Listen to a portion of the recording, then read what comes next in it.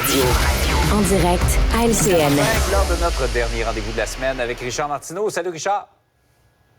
Jean-François, tu connais Rideau Hall. Hein? Rideau Hall, c'est où demeure notre gouverneur général. D'ailleurs, je la salue. Elle doit être en train de lire, bien sûr, À la recherche du temps perdu de Marcel Proust en français.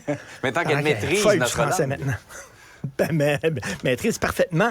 À Rideau Hall, ils ont construit un espace d'entreposage. OK? C'est comme une grange. C'est comme une grange en tôle ondulée. Tu comprends-tu? Pour entreposer toutes sortes d'affaires, comme un gros cabanon. Ça a coûté 8 millions de dollars. 8 millions de dollars, monsieur. C'est un genre de grange. C'est le National Post qui sort ça aujourd'hui. Et ils ont fait les plans pour refaire un escalier, OK? Finalement, ils ont laissé tomber, mais juste les plans de l'escalier, 140 000 On ne peut pas voir le reste. OK?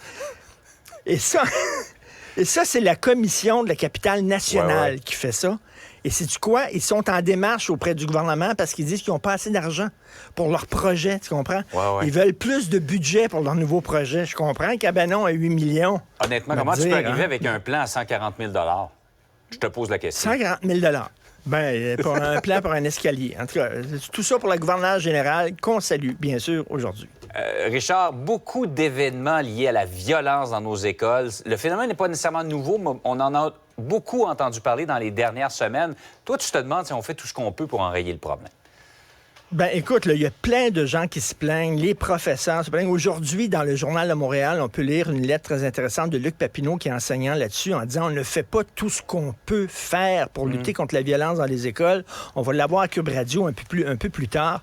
Y a-tu encore des gens, des parents et des professeurs et des directions d'école qui punissent les enfants qu'ils méritent? Là, je dis pas de fesser ces enfants à coups de 2 par 4. C'est pas ça.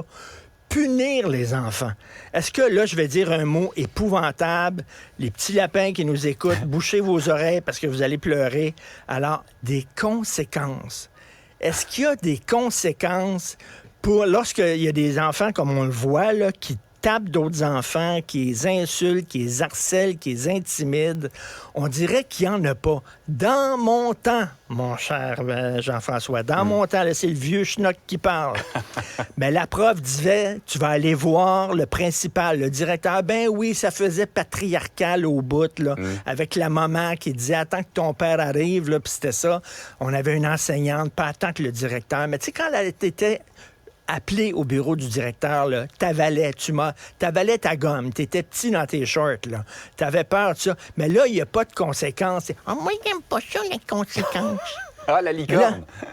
Licorne, ça prend des conséquences quand tu fais « Mais moi, je trouve ça méchant. » OK, c'est pas ton segment, c'est mon segment, moi. C'est moi qui dirige. J'aime ça. Tu veux montrer c'était qui le boss? C'est moi le boss, là. C'est pas toi, là. Ils veulent dialoguer. Mais tu sais, est-ce que ça existe encore? Et on se parlait là, cette semaine un peu plus tôt là, des sentences bonbons. Tu sais, on donnera pas une sentence de prison à un gars parce qu'il pourrait plus être dans l'armée. On donnera pas une sentence de prison à un autre agresseur sexuel parce que il va être expulsé dans son pays. Puis on donnera pas une sentence trop sévère à un ingénieur qui a agressé aussi des femmes parce que il pourra plus voyager puis c'est pas bon pour sa job. C'est tout le temps ça. Là. On pense toujours aux agresseurs puis on le sait, quand t'intimides, on va prendre le gars qui est intimidé puis on va dire, toi, tu vas changer d'école alors que l'intimidateur reste là. Exact. On peut-tu, depuis quand c'est fasciste d'être sévère, tough on crime, de dire non, c'est inacceptable et point final. On est là, on est vraiment comme la maman de Caillou. Oh, Caillou! T'as encore fessé sur un petit gars pendant la récréation. Faut pas faire ça. Ça n'a pas de sens. Autre sujet que tu voulais aborder ce matin, c'est les subventions vers les grosses entreprises. Ça a l'air qu'on est les champions au Québec. On est les champions de bien des choses. Écoute, on est les premiers. On est les champions au Canada pour les taxes et les impôts. Oui. On est les champions au Canada pour l'inflation. On est les champions au Canada pour la non-création d'emplois. Et on est les champions pour les cadeaux aux entreprises aussi. Alors.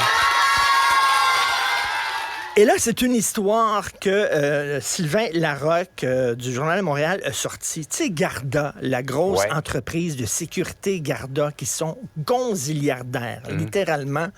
Alors, ils ont reçu 300 millions de dollars du gouvernement du Québec au mois d'août 2022 pour les aider. 300 millions de dollars. Sais-tu qu'est-ce qu'a fait le gros boss de Garda cette semaine?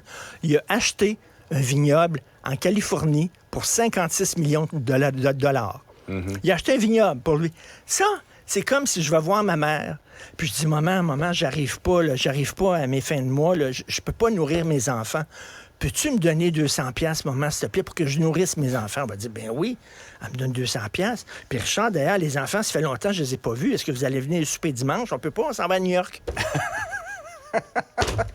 mais tu viens de me dire que tu avais besoin d'argent.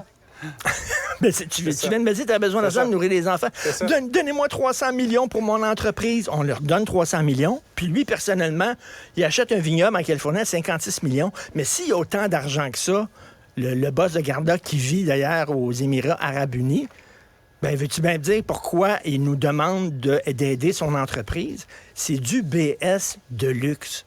Et est-ce que ça crée tant d'emplois que ça? Je sais pas, mais quand même, il y a des gens qui ont du front tout le tour de la tête, là. Vraiment. En tout cas, Richard, tu as fini la semaine fort. Effets sonores et accessoires en studio ce matin à Cube Radio. J'ai déjà hâte à la semaine prochaine. Hey, bonne fin de semaine. Bon. Restez connectés. Tout ce que vous avez manqué est disponible sur l'application Cube ou en ligne au cube.ca.